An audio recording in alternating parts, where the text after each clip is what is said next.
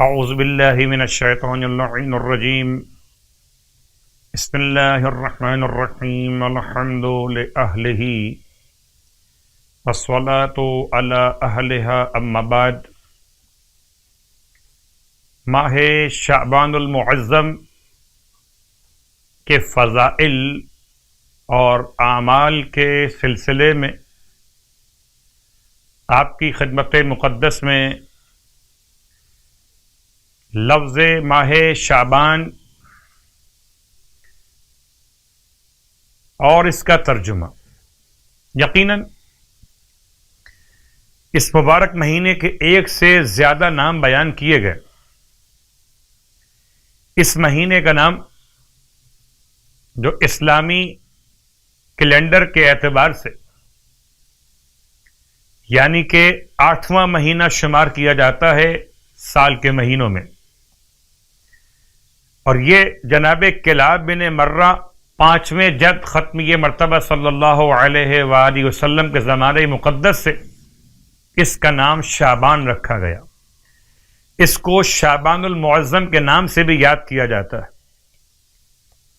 شعبان کی وجہ تسمیہ، شعبان کو شعبان کیوں کہتے ہیں، اس نام کا رکھے جانے کی وجہ بیان کرتے ہوئے بعض صاحبان علم یہ بیان کرتے ہیں کہ چونکہ عرب والے اس مہینے میں اپنے مویشیوں کے لیے چارہ اور گھاس پھوس تلاش کرتے تھے، ماہ رجب میں چونکہ بیٹھے رہتے تھے قتال سے رکے ہوئے، تو ماہ شعبان میں نکل کے تلاش کرتے تھے۔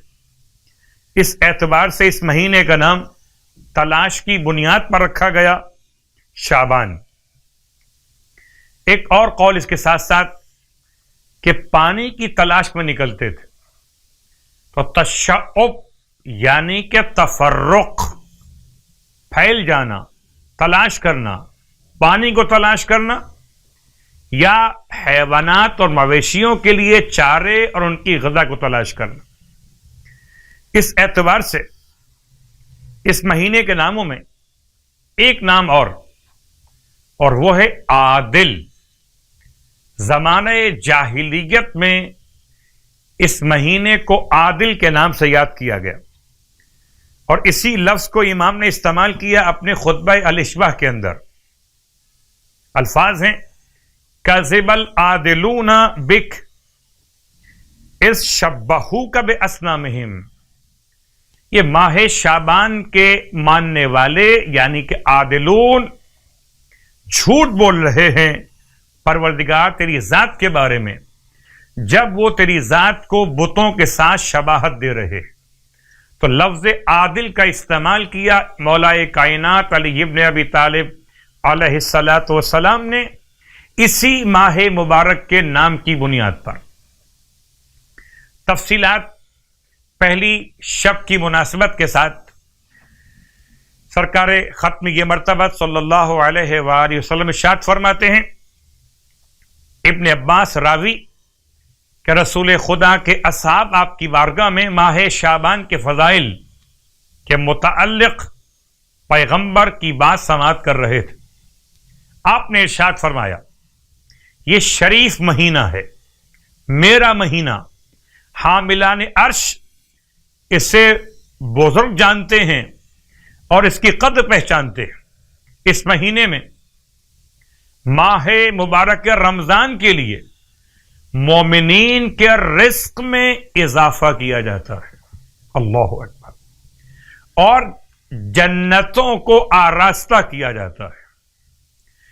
اسے شعبان بھی اسی لیے کہا جاتا ہے کہ اس میں مومنین کا رزق بڑھا دیا جاتا ہے۔ اس مہینے کے اعمال 70 مرتبہ دگنے کر دیے جاتے ہیں، برائیاں ختم ہو جاتی ہیں، گناہ مٹ جاتے ہیں، حسنات قبول کیے جاتے ہیں۔ اللہ اپنے بندوں پر فخر و مباحات کرتا ہے اور اپنے عرش سے روزے داروں اور عبادت گزاروں کو اپنی نگاہ رحمت سے نواز دیتا ہے، اور ان کی وجہ سے اپنے عرش کے حاملین پر فخر و مباحات کرتا ہے۔ اس وقت جب آپ بیان کر رہے تھے مولا کائنات علی ابن ابی طالب علیہ السلام کھڑے ہو گئے، عرض کرتے یا رسول اللہ میرے ماں باپ آپ پر قربان جائیں، ماہ شعبان کے روزوں کے کچھ فضائل بیان فرمائیے تاکہ ہم اس ماہ کے روزے اور عبادت کی طرف زیادہ راغب ہو سکیں اور خدا تعالی کے لیے شب بیداری کریں۔ پس اللہ کے حبیب نے ارشاد فرمایا کہ جو شخص شعبان میں ایک روزہ رکھے گا خداوند عالم اس کے لیے 70 نیکیاں لکھے گا، اور ہر نیکی 1 سال کی عبادت کے برابر ہوگی۔ اب آئیے نماز کا بیان۔ تو پہلی نماز شب اول کے اعتبار سے سرکار ختم یہ مرتبہ صلی اللہ علیہ وآلہ وسلم ارشاد فرماتے کہ اگر کوئی شخص پہلی شب ماہ شعبان میں 100 رکعت نماز پڑھے، یعنی کہ 2 رکعت کر کے 50 نمازیں پڑھے، نیت شب اول ماہ شعبان قربتاً الی اللہ، یہ اپنی نماز قضاء عمری، ہر رکعت میں الحمد کے بعد اگر مستحب نماز پڑھ رہا ہے تو ہر رکعت میں الحمد کے بعد 1 مرتبہ سورہ اخلاص تلاوت کرے، اور نماز تمام کرنے کے بعد سورہ الحمد کو 50 مرتبہ تلاوت کرے۔ پس پروردگار عالم ارشاد فرماتا ہے کہ وہ راستہ برحق پر رہے گا۔ اگر میرا بندہ یہ نماز پڑھ لے اور ساتھ میں روزہ بھی رکھے تو خداوند عالم فرماتا ہے کہ اسے اہل آسمان اور زمین اور شیاطین اور بادشاہان تمام کے شر سے محفوظ کر دے گا۔ اللہ کے حبیب کے فرمان کے اعتبار سے کہ اس کے 70,000 گناہان کبیرہ معاف کر دیے جائیں گے، عذاب قبر سے دور ہو جائے گا، اور منکر نکیر تمام تر فرشتگان پروردگار کہ جو ویسے تو خوف کی علامت رہتے اس مومن کے لیے خوف کی علامت نہ بنیں گے۔ اس حالت میں قبر سے باہر آئے گا کہ اس کا چہرہ 14ویں رات کے چاند کی طرح چمک رہا ہوگا، پل صراط کو ایسے عبور کرے گا جیسے بجلی کوند جاتی ہے، اس کا نامہ اعمال اس کے دائیں ہاتھ میں دیا جائے گا۔ نماز 100 رکعت نماز، ہر رکعت میں الحمد کے بعد 1 مرتبہ سورہ اخلاص، اور نماز مکمل کرنے کے بعد 50 مرتبہ سورہ الحمد کی تلاوت۔ دوسری نماز شب اول کی، یہ نماز ہے 12 رکعت نماز، اللہ کے حبیب کی بارگاہ مقدس۔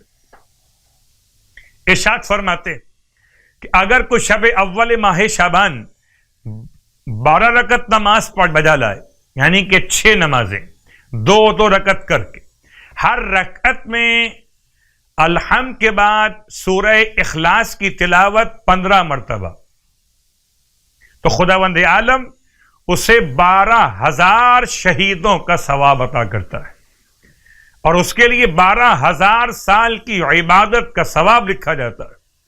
اس کے گناہ اس طرح سے معاف ہو جاتے کہ جیسے روز ولادت گناہوں سے پاک پیدا ہوا ہو، اور خداوند عالم اس کے لیے قرآن کی ہر ایک آیت کے مطابق بہشت میں محل عطا فرما دیتا ہے۔ شب اول جناب زینب کبریٰ کی آمد، اور اس میں کوئی شک نہیں کہ جناب زینب کبریٰ کی آمد باعث برکت، باعث رحمت۔ اگر بیٹی مصطفیٰ کے گھر ہو تو تفسیر کوثر بن جائے، اور اگر بیٹی مولائے کائنات کے گھر ہو تو علی کی زینت قرار پائے۔ پروردگار ہم سب کو ماہ شعبان کے اعمال، روزے اور نمازوں کے لیے توفیق عطا فرمائے، آمین۔